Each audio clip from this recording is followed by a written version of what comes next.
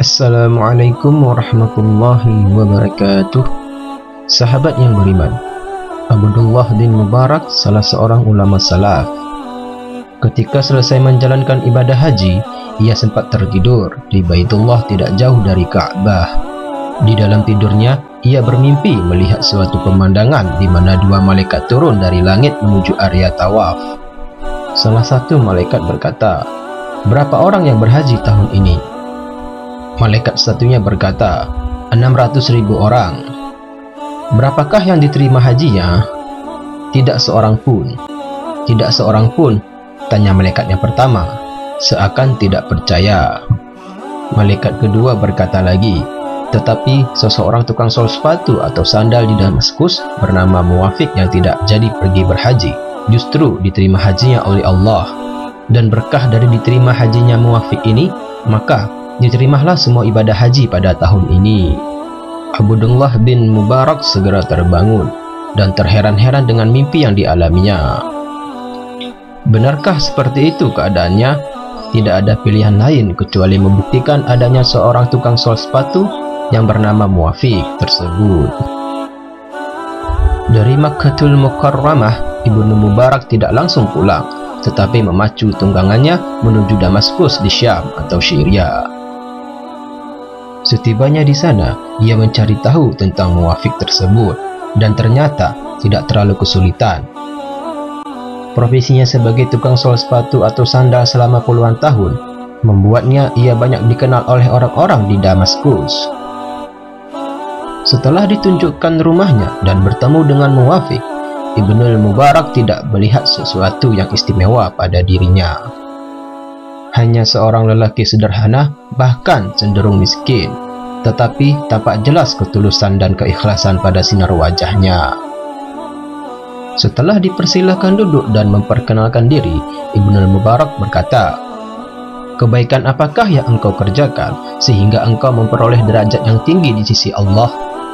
Muwafiq tampak tidak mengerti dengan pertanyaan tersebut dan berkata, "Ada apakah gerangan Tuan? Tiba-tiba Tuan menemuiku dan bertanya seperti itu."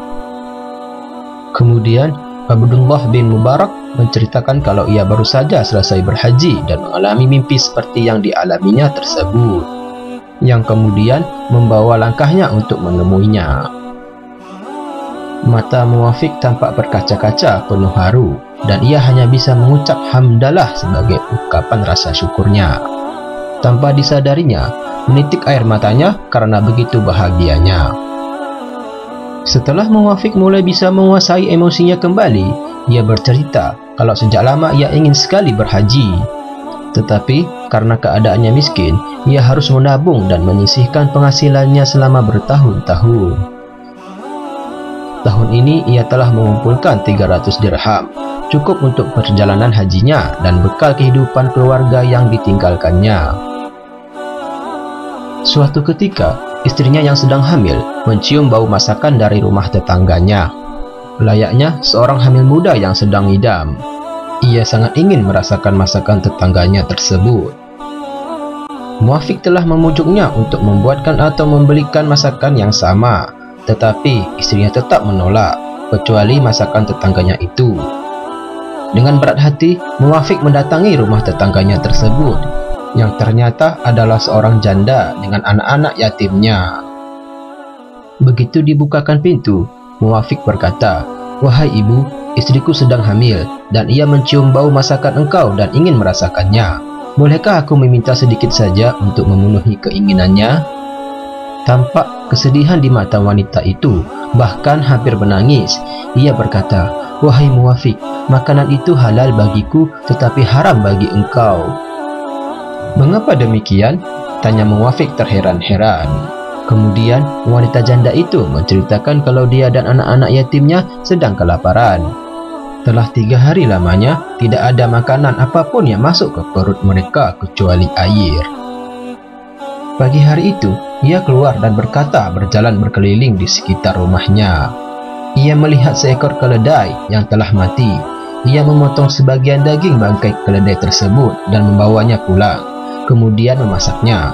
Bau masakan itulah yang sempat masuk ke rumah Muwafiq dan membuat istrinya sangat menginginkannya. Mendengar ceritanya itu, Muafiq segera pulang dan mengambil simpanan 300 dirham yang telah dikumpulkannya selama bertahun-tahun dan memberikannya kepada janda tersebut. Ia berkata, "Nafkahilah anak-anak yatimmu itu dengan uang ini."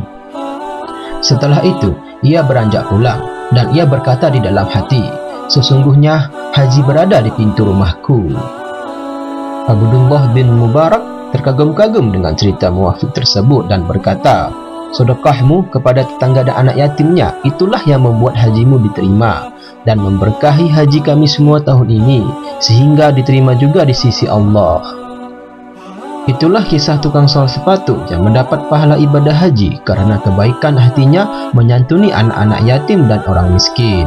Sering ditegaskan di dalam Al-Quran betapa pentingnya menyantuni anak-anak yatim dan orang-orang miskin, seperti firman Allah Subhanahu wa Ta'ala berikut ini yang artinya, "Kebajikan itu bukanlah menghadapkan wajahmu ke arah timur dan ke barat, tetapi kebajikan itu ialah kebajikan orang yang beriman kepada Allah, hari akhir, malaikat-malaikat, kitab-kitab, dan nabi-nabi, dan memberikan harta yang dicintainya kepada kerabat, anak yatim, orang-orang miskin, orang-orang yang dalam perjalanan atau musafir, peminta-minta, dan untuk memerdekakan hamba sahaya, yang melaksanakan sholat dan menunaikan zakat, orang-orang yang menepati janji apabila berjanji, dan orang yang sabar dalam kemelaratan, penderitaan, dan pada masa peperangan. Maka itulah orang-orang yang benar dan mereka itulah orang-orang yang bertakwa."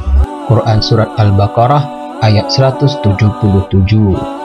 Dan di dalam sabdanya, Nabi Muhammad Rasulullah SAW juga menyinggung tentang anak yatim. Berikut hadisnya yang artinya, hadis ini dari Sahal bin Sa'ad dari Nabi Muhammad SAW bersabda, "Aku dan orang yang menanggung anak yatim berada di surga seperti ini." Beliau mengisyaratkan dengan kedua jarinya, yaitu telunjuk dan jari tengah. Hadis riwayat Sahih Al-Bukhari nomor 5546. Derajat hadis ini sahih. Terima kasih telah berkunjung ke channel ini.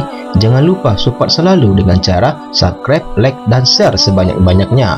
Semoga bermanfaat bagi kita semua. Jazakumullahu khairan.